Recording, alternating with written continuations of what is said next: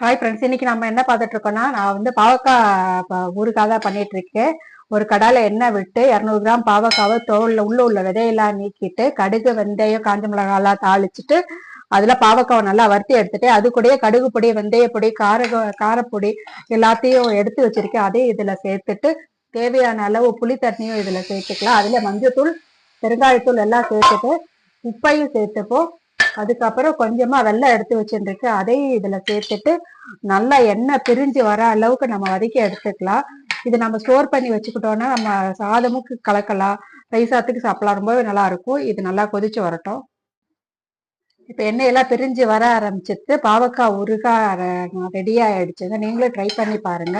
நல்லா கம கம்மன்னு நாக்கில் எச்சி சொட்ட நல்லா ஒரு பாவக்காய் ஊறுகாய், கசப்பு தன்மையே இருக்காது.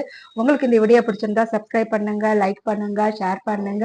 நம்ம இன்ஸ்டா அண்ட் ஃபேஸ்புக் பேஜை ஃபாலோ பண்ணுங்க. நம்ம